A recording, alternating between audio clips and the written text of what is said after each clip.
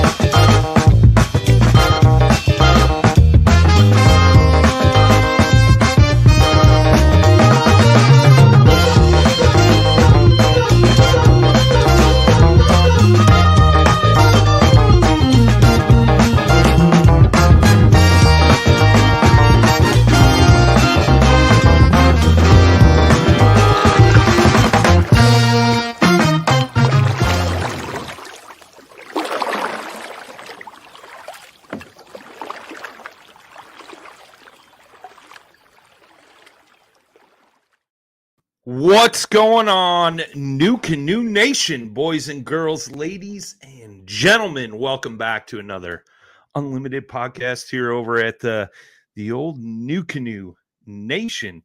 Drop in the comments where you guys are tuning in from, what kind of boat you're floating out of. We don't even care if it's not a NuCanoe. We're just glad you're here to hear some interesting stories, talk about some products, things like that. I see we got Philip Hilgren in the house. He says, Alabama's in the house. Mike Archer, what's up, my man? Guys, gals, sorry for the weird lamp thing, technical difficulties, new camera, working it out. We're a little less than a week away from ICAST 2022. Got a lot of cool things coming out of there. About a week from now, we will already have, I think, one live podcast already done. And then Wednesday, Thursday, Friday, jam-packed with shows here on the NuCanoe page. So make sure you guys are watching next week. We're going to have shows throughout the week. I'll tell you the first one. Tuesday, we're having a build-off. East Coast versus West Coast, two of the most well-known guys that just rig kayaks to the nines. You're not going to want to miss it. It's going to start about 2:00 next Tuesday. So be sure you're tuned in for that. Those shows will start getting scheduled up probably this weekend, maybe Monday. I'll be on the road down to Florida, but we're going to get those up there, man. I'm really looking forward to seeing some familiar faces, talking about some cool products coming out of NuCanoe, and should be a good time.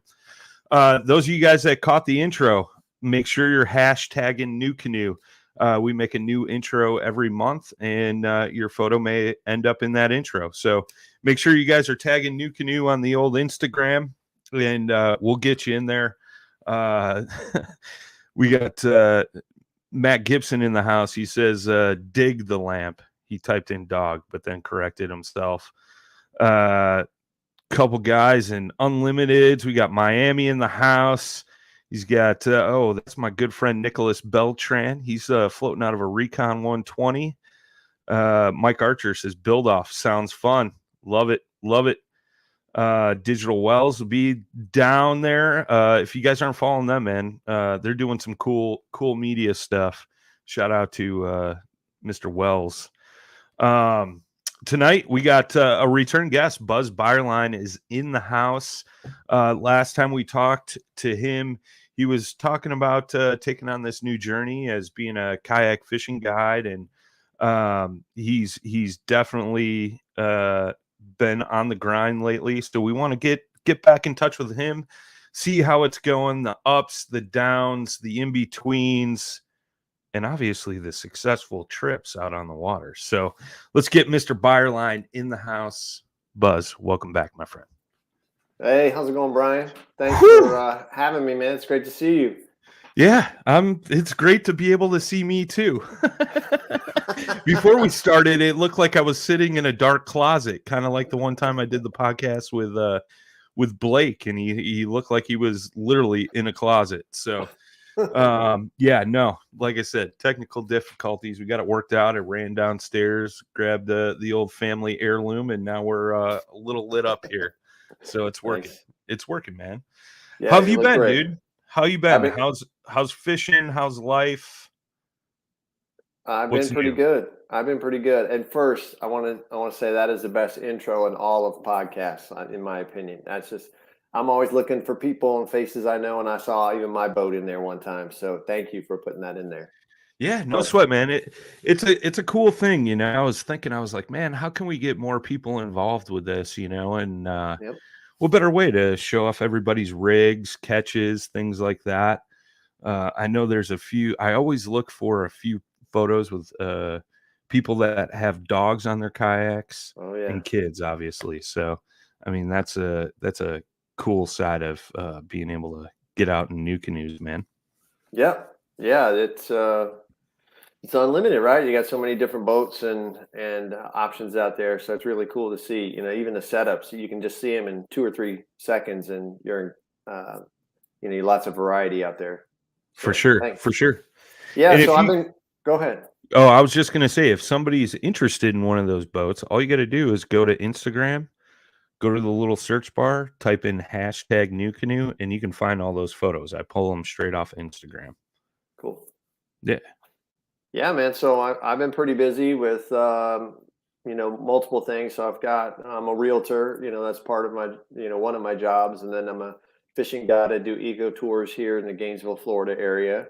And so really looking forward to seeing you come down for ICAST. And I'm fortunate to be there as well. And we'll talk a little bit more about that. But sure. I know today's show is a little bit about starting a kayak fishing guide business in the pandemic. Lots of ups and downs there. Everything takes a little bit longer than what you think it's going to take, and business on the real estate side has been really good lately. It's been a little bit slower for me right now in the fishing guide and eco tour business. Sure. But that's I kind of expected that. So the timing has actually worked out well. I've been doing kayak tournaments this year. I haven't been skunked once this year, so I've really improved. I just started this kayak fishing tournament and really fishing competitively the last couple years.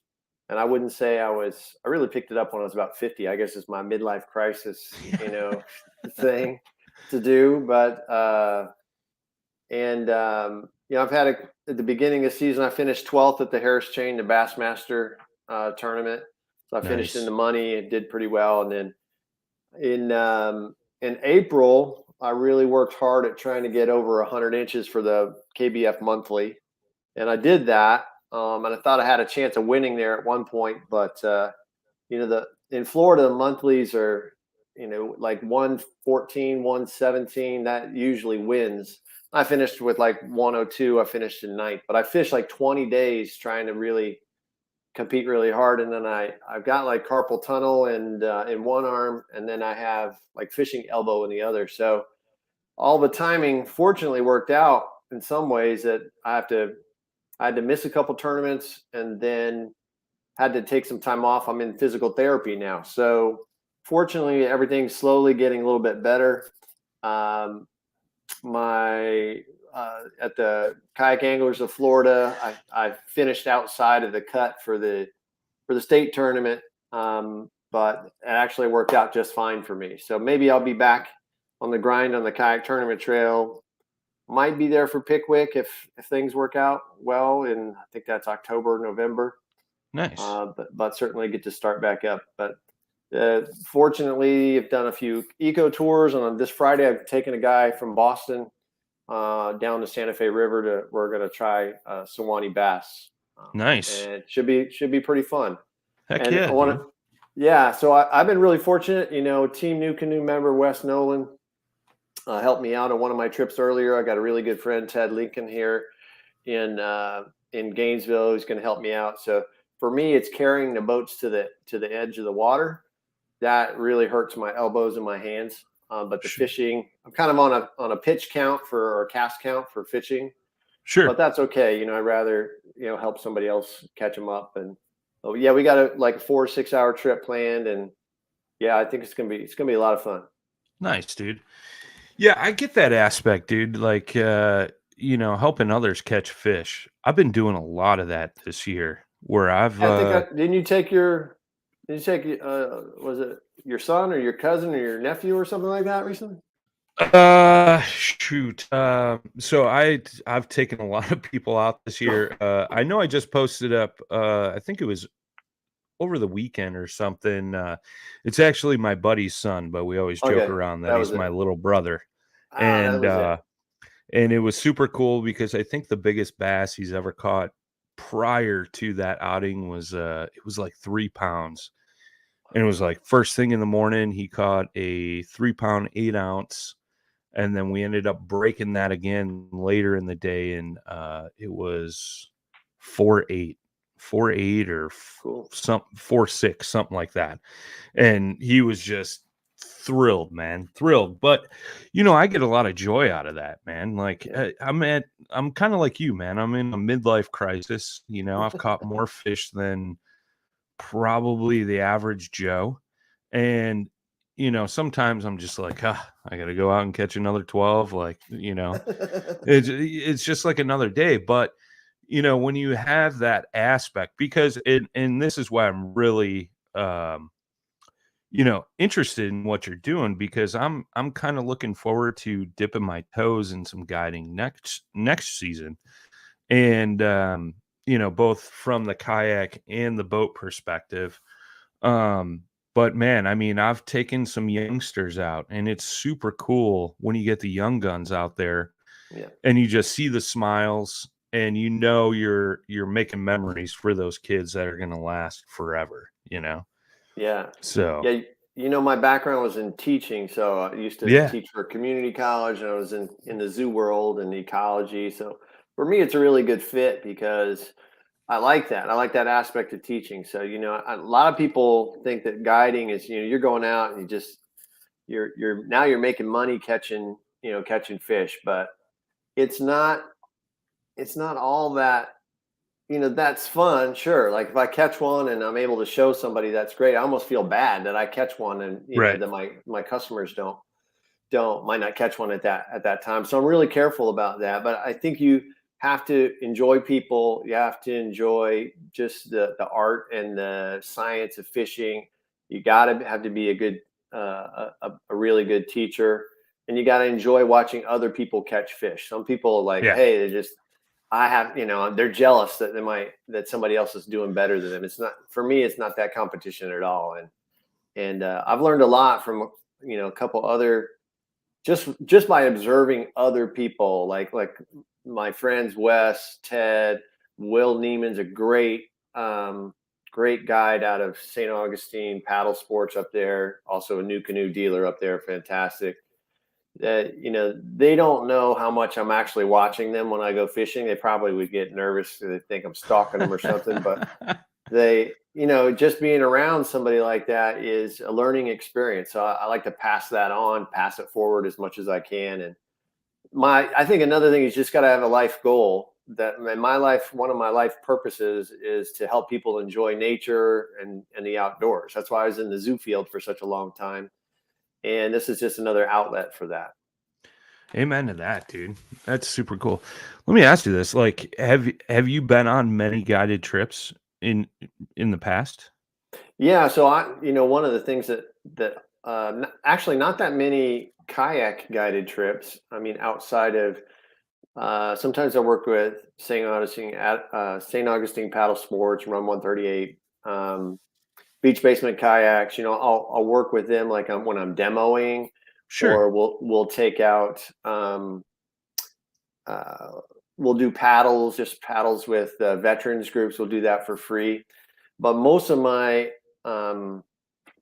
when I take out a charter, it's been boat charters. Okay. And that, everywhere from, little Disney charters when I've been on vacation to South Florida, to North Florida, a couple other spots I've got kind of lined up here, upcoming too. And it's great. Those fishing guides we've gone with, when I tell them, hey, there's no pressure or anything, but I'm becoming, I guess you're always learning, trying to become a fishing guide too. And Sure. they'll give you other, really cool tips, like make sure they don't drop your equipment in the water. Make sure you get this good deal with St. Croix or somebody like that, because they're going to break this rod, and you don't want them breaking your best rod, or that sort of thing. Some things that still make it fun, but you can still make it be profitable at the end of the day. Sure. No, I think the reason why I asked that question is there's one guided trip I took one time with it was my dad and I, and it was like one of the worst experiences ever. Like this dude, it was a boat. We were fishing for bass, and the guide literally sat in the front of the boat, running the boat, and caught all the fish all day long. Yeah. Like me and the lake we were on, it was a limited horsepower lake, so you're fishing out of a small boat, and we're forced in the back. But this guy caught like 9 fish, and I caught 1, and it was just like, man, like just a horrible experience. So I always remember that, and I'm like you, man. Like, if I'm in that mindset of like taking somebody out that doesn't fish very often, like 9 times out of 10, I don't pick up a rod at all. Right. Yep. And I kind of put myself to the test this year. I'm like, can I do it? Because I'm that guy. I'm like, damn it, I want to pick up a rod and cast, but it was actually not as bad as I thought it was. And especially when you're seeing your clients or whoever you're taking out, right? Like just hammering on them, and you're like, man, I want to get in on some of that action. Yeah. But I think guiding out of a kayak is just a whole different aspect. And I've taken people out that have never fished out of kayaks, and it's always gone well. But what's kind of the struggles like there? And I know you were going to make a point before I cut into that, so go ahead with that. And then no, I mean, you didn't even know that I just wrote a small little piece for Guild Fishing. I guess they're up there on my shirt. They asked me and a bunch of other guys to write like hot tips if you're taking out. What should you look for in a guide, or what should you look for in your excursion? Because a lot of people, they'll go online, they'll look at ratings, and do they have 5 stars or whatever, and then they check to see if their guide has a big fish. That they start basically comparing rates and size of the fish that they have. And that's how they might do it. They might do it all online. But I would encourage people to think about what they really want to get out of that trip. Because a lot of times it's just, hey, I want to have a good time with my nephew. I just want a nice day out in the water. We want to catch, it's obviously you want to catch fish, but are you looking for a trophy fish? Are you looking for one?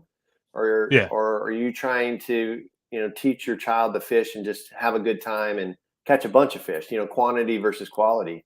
And that's all a conversation that you need to have as a customer with your fishing guide.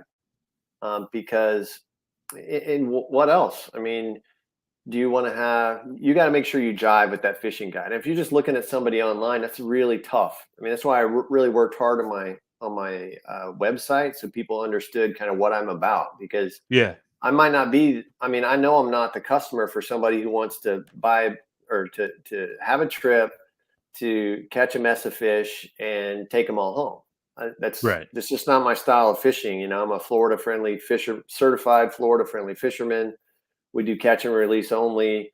We try to, hit all the highest standards of professional fishing as well as environmental standards.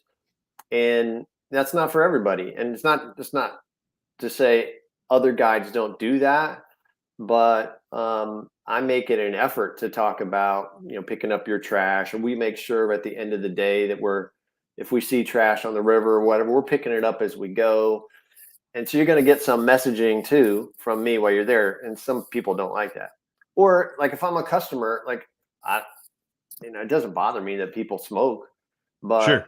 but it's good to let people know if you're allergic. Like I might not want somebody blowing smoke in my face the whole trip for 6 hours. Right. Right. So, and that's a preference that a lot of people don't talk to their guide about before they book a trip. Like take your time. And you might be going to Orlando, but there's at Headwaters, there's probably 50 guides in that area. There's not that many in my area. Fortunately for me, I don't have as much competition, but I don't have as many customers coming to traditional big bass lake. But if you've got several different people there who you have opportunities to go with, interview them, make sure your trip's going to be good. I usually ask, the only reason I'm going to fish is to see if I can figure out a pattern to help my customers out.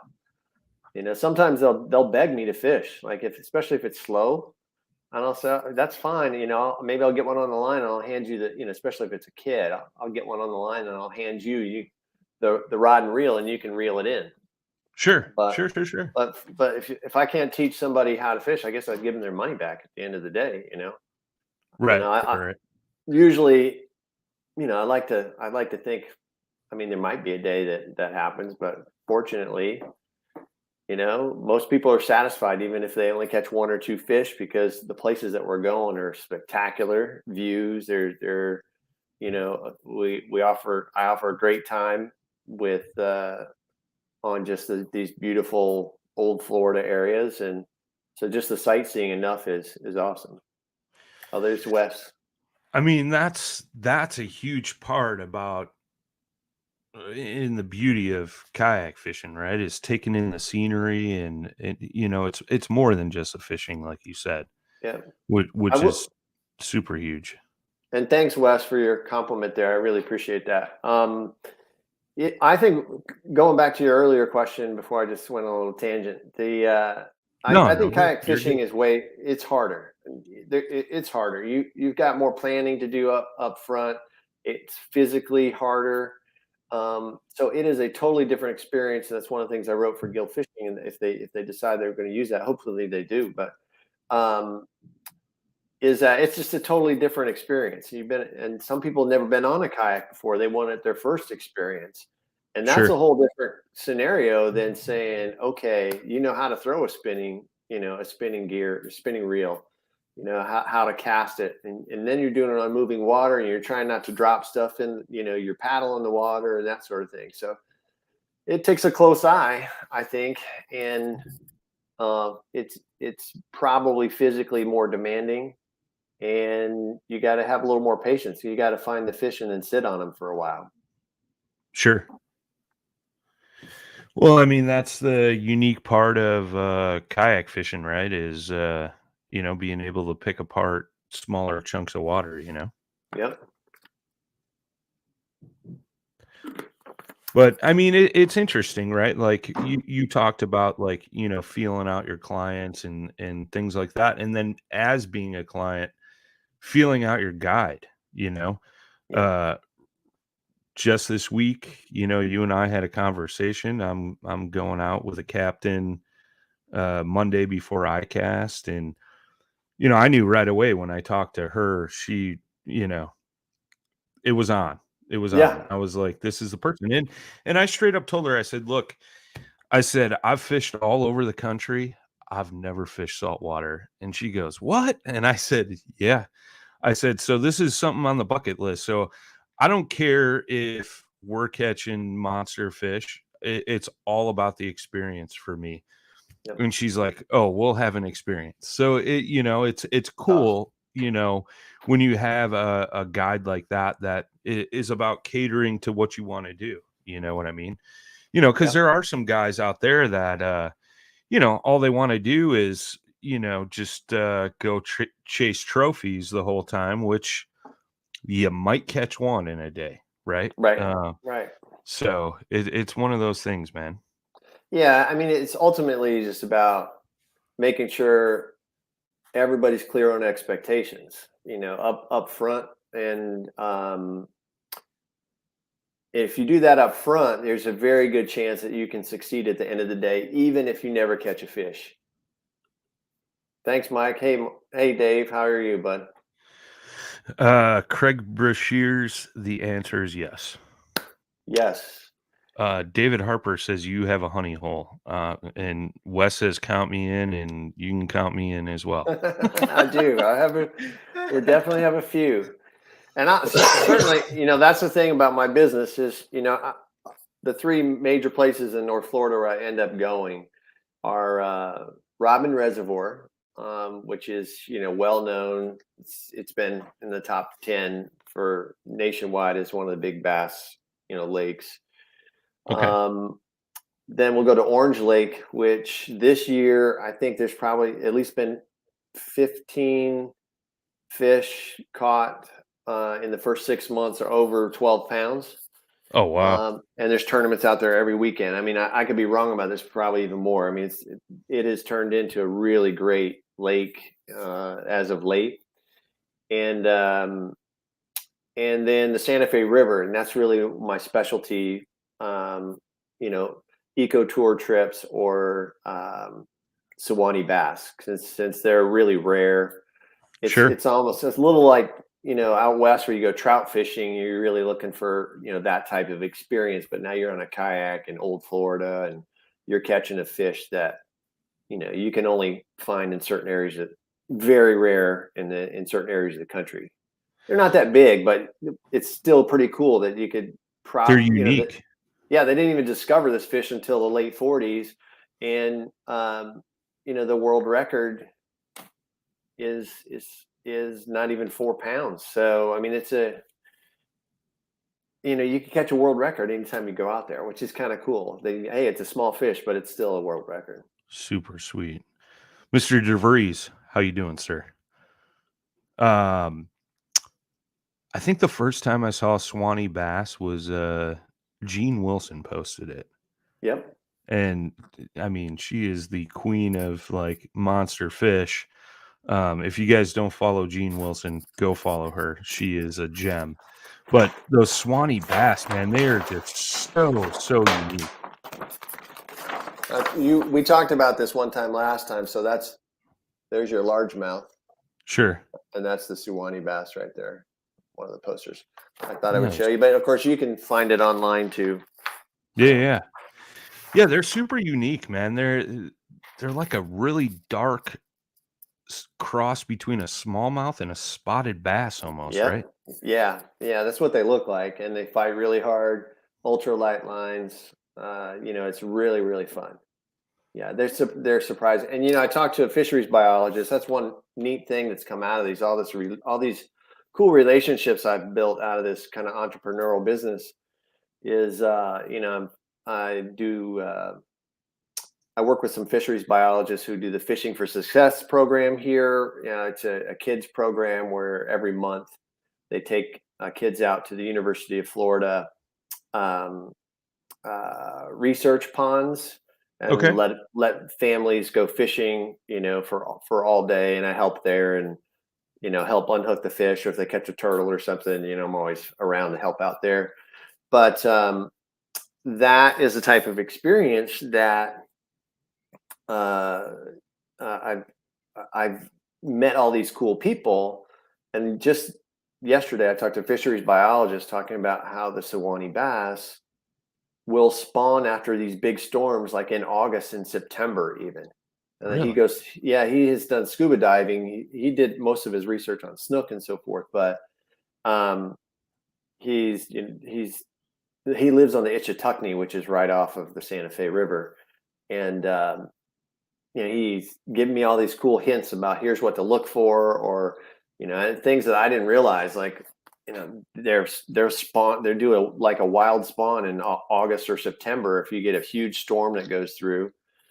And in bigger rivers like in Illinois where you're at, you get a huge storm, the water's really moving fast. But like on the Santa Fe, you get a big storm and the river will swell, but it actually slows down because it has really nowhere to go because it's so close to the ocean. So Interesting. Yeah. after it clears up a little bit, you see all these Sewanee bass just bedding really fast and trying to spawn even late in the year. That's And interesting. yeah, it's really fascinating. That's what's so cool about this little fish. I don't know. To me, they're like diamonds. That's how I treat them. They're such a specialty fish, and even even the river at the Santa Fe, it's very hard bottom, which you don't, you think you'd see a lot of sand, or mud, these mud lakes, or grass lakes, but grass is very hard to grow on the Santa Fe River. Huh. So I try not to use a drag chain or anything like that. And that increases the challenge to try to catch these things, to try to do it and be environmentally sound as well. Interesting. That's wild, man. I would have never thought that the water would slow down because, like, right now, the river down the road here is starting to come down. Last week we had a whole slew of storms, and it was high and dirty and And riding moving quick, fast, you know? right? Yeah, Yeah. yeah. But I mean, it totally makes sense what you're talking about. Like, it's got nowhere to go because it's, Yeah. It's dropping out into the ocean. yeah, Hmm. exactly. It's pretty neat. I mean, don't get me wrong, after a hurricane, you don't want to be anywhere near the shoreline, but Sure. uh, but yeah, even when it's shallower, it moves pretty quick. Like I have to use the Motor Guide XI3 usually to go upstream in certain areas. It really helps Hmm. me, or I'll tow someone up there. When what kind of water temps do you guys have that time of year? Are they spawning in super warm water? Yeah, well, see, the Santa Fe River, for example, has like 60 springs on it. Okay. So the water temperature variation is, maybe a few degrees. So it's about 72 degrees, between 70, 68, and maybe 75 degrees. Pretty Okay. much year. I could be wrong about that. Some fishery biologists might be or Call you out. watching. Yeah, but it stays cool, year round, and only fluctuates, like in Orange Lake right now. My friend Ted, he did a water temperature in about a foot of water is like 98 degrees just last week. Oh, wow. And yeah, and he still caught a fish. That's how great an angler he is. But um, yeah, but you won't find that at the Santa Fe. It's why people during the summertime, all the school kids like to Go down in the inner yeah, tubes and the go down the rafts and all tubes that and the stuff. rafts. Yeah. Yeah, yeah. So that's why fishing in the winter there is great because it's not that crowded. There's not 10,000 people on the river, but and the fish are still responding just like they might in the spring or summertime. Super interesting, dude. Yeah, it's pretty great. That's wild. Yeah, I Yeah, bet like some of your guys' lakes get super warm. yeah. I mean, the fish you can. I mean, it's really a challenge. Like for me at least, maybe not for better anglers than myself, but from June to about September here in North Central Florida, it's still, we it doesn't get super hot like 100 degrees that often, but there's probably 90 days of 90 degree temperatures and really humid. They call us the Yeah. swamp for good reason. So Yeah. there's not a lot of wind in this area. So if you can dip your toes in the Santa Fe River at 72 degrees, it's awesome. Nice. Yeah. Very cool, man. Well, guys, gals that are tuned in, watching, if you guys are listening later on the podcast platforms, I did drop Buzz's website address in the chat here. Plus, on the podcast platforms, it'll be in all the show notes. So definitely go check that out, man. Super cool. Doing some cool stuff down there, man. I'm glad to hear that you're booking some trips and getting some folks out on the water, man. Yeah. Brian, can I mention one thing I want to try to do at ICAST? I don't know how much time we got. No, I want to respect absolutely your not. time. Absolutely not. No. Yeah, go ahead, man. Of Well, course. fortunately, and thanks to Blake and everybody at NuCanoe for including me in on ICAST again. You know, I live just a couple hours away, so it works out great for me. But we got a lot of live podcasts scheduled, and I'm hopefully maybe I'll get in on one of those or two. Not a big deal if I'm not, because one of the things I want to do, if you are a NuCanoe, if you own a NuCanoe, or if you're on one of the NuCanoe Facebook groups, like the the Flint group or Unlimited, or just the owners group, all you have to do is direct message me, because a lot of people, they know about ICAST, but they've never been there. They always wanted to go, or it's too far from them. But why don't you hit me up, and I'll be your personal concierge on there, and we'll start at the NuCanoe booth. And if you want me to show you something that's new there, but I can walk you around for 10 minutes. Nice. We'll just either FaceTime, or Brian, you and I can figure out maybe some technology, whether I can get multiple people on at one time or something like that. Oh yeah. But I think that's a great way to include more people. You're talking about including people at the beginning of the show.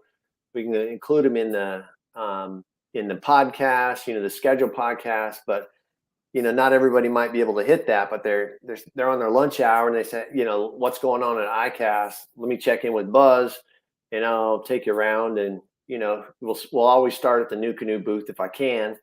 But there's opportunities to see new products, or just get an idea of how big the place is. It's such an awesome experience. I want to try to give some people, a personal experience if I can there. So I'm kind of taking names and people, and just hit me up, either Facebook or Instagram, and we can chat and tell me what your preference is. You want to see the new Lose Reel, or you want to see something from,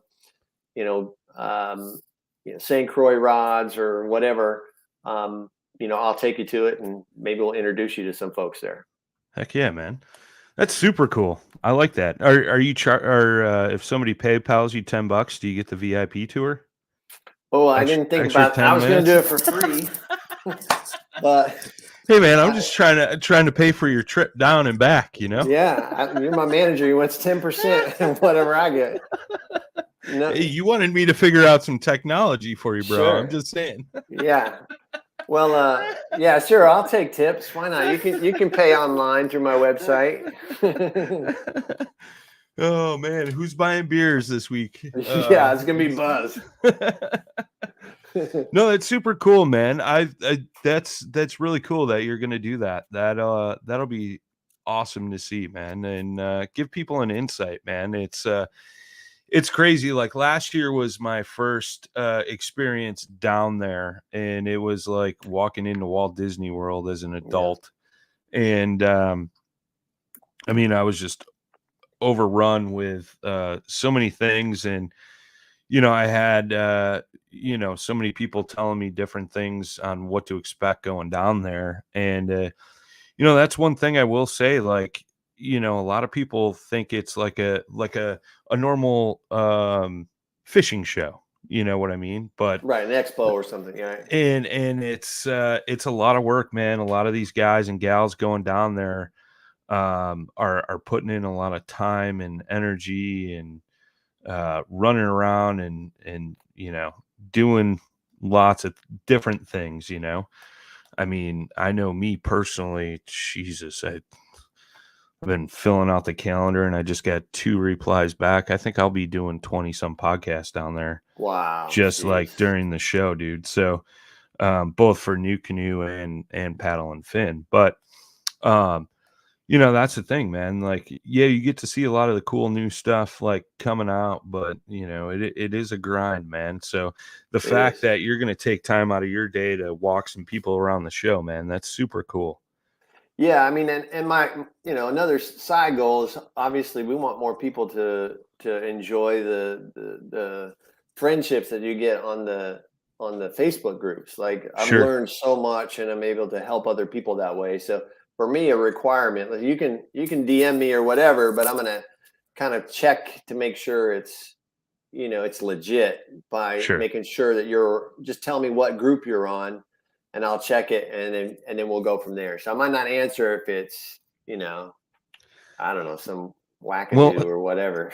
since I'm so busy doing podcast, add my name to that list so you can Yeah. walk me around and show me what's going on. Sure, man. You're Uh, my manager. I got to take around for sure. what is there anything you're looking forward to seeing that you've kind of seen sneak peeks of, or a company you're wanting to see down there that you just want to check in with? Like anything super interesting to you that you're looking forward to? Yeah, I think my first year was last year too. So what I really enjoyed the most was meeting dealers at NuCanoe. Come up and they talk about, they want to talk to Blake, of course, and they want to learn what's new. But that's how I met in the Bolins there at Beach Basement Kayaks, and we've just formed this great relationship. I'm also able, like, I work closely with Rum 138, which is the closest dealer to me, Doug Gibson there, and I can bring ideas to him. So if he can't go to the show, I could say this is what was there, and he sells other kayaks, and I don't have any problem with any other kayaks, but I'll talk to the Vibe guys because they sell Vibe there and make sure those Sure. relationships are good. So for me, it's a lot about getting those relationships. I always see Dave Hernandez at St. Augustine Paddle Sports there. Him and Will go there, and so I usually, we chat a lot about fishing there. It's always good to see him, and I always like to see what he buys and tell him to buy me something. They don't. It's okay, but we work with them so close. But for me, that's really fun.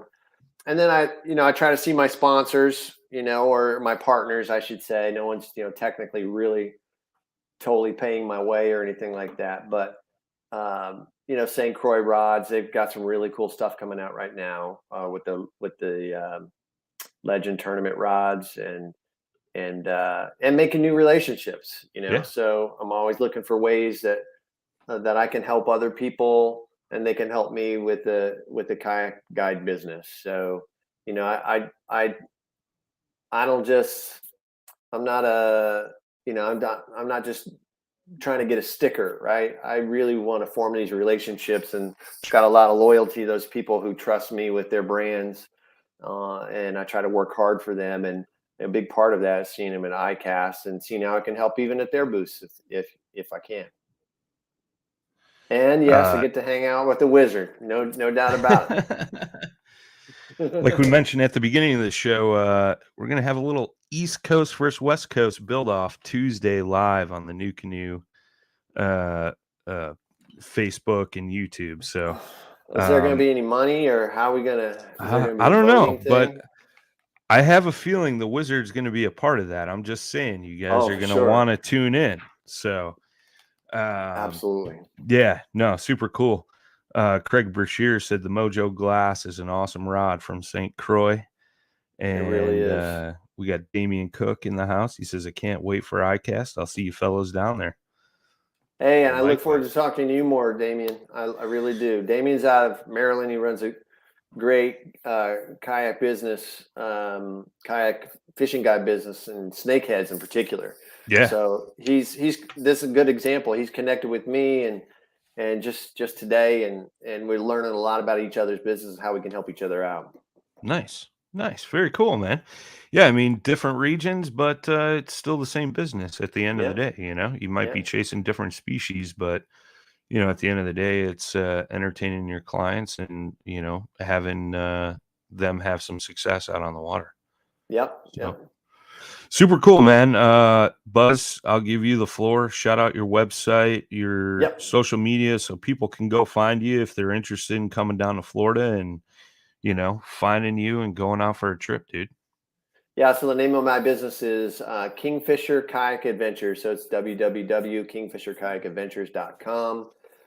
You can check that out. You can even book online if you want. You see the rates and the services that I offer. And I do custom trips. So you want to go down to Toho, or you want to go to if you want to go anywhere in Florida, even North Georgia or Southern Georgia, if you wanted, we can arrange a custom trip Nice. to figure that out. And then my social media is either Kingfishing on Facebook. The best one on Facebook is probably just my personal one, Buz Bireline, Buz with 1Z. And then I've got Instagram page is Beeline Fishing, and there's a Kingfisher Kayak Adventure page. Those are the ones I'm working the most on right now. I have some others, but they're just kind of holding spaces right now. But that's a great way, or just feel free to connect with me through NuCanoe or through any of the team NuCanoe guys. I'm sure we can arrange a connection somehow.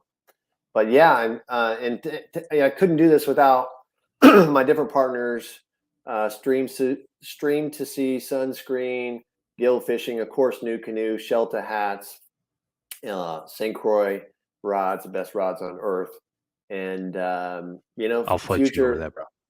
Well, okay. Just kidding, dude. There's a lot of good rod makers, just like there's a lot of good kayak makers out there too. So I prefer, and my customers use St. Croix, but can't take a trip with you now, man. Oh, whatever. You can bring your own tools. You can bring your own kayak if you want. I'm just giving you a hard time, brother. Yeah, so it's it's great. I love the fishing industry and have dove in head first. So happy to help and really my goal is to help people. So if we can be mutually beneficial, then let's do it. Let's have a conversation. Hit me up. Love it, man. Love it. Dude, I appreciate you taking the time out tonight to just sit down and chat about what you've had going on, your new endeavor, and it's good to see you got some success and you're moving forward. Things are getting bigger and better, and I look forward to seeing you just continue to grow in the future, dude. It's super cool to see you doing awesome. You're a very level-headed gentleman and super nice guy. I love hanging out with you, and looking forward to seeing you next week. But guys, gals, if you're down in the Florida area, definitely hit up Buz, man. Go out for a trip. I'm sure you will not regret it. If not, I'll refund you your money. Oh, so, I like that. There you go. There you go. So appreciate it, man. Guys, gals, like I said throughout the show, all next week, tons of content coming out right here where you're watching. You folks listening on the podcast platforms, I'll be uploading there too, so you'll get those doses if you want to listen, on their car ride to or from work or to the lake or whatever it may be. We will have all that stuff. You just won't have the visual effect, but you'll have the audio effect, the conversations, some of the great guys that are going to be in and out of the booth, plus the build off, man. That's going to be super cool. I'm looking forward to that. And just a ton of content coming out of ICAST next week. Look forward to seeing you guys down there. And as always, boys and girls, tight lines, smooth paddling. Peace.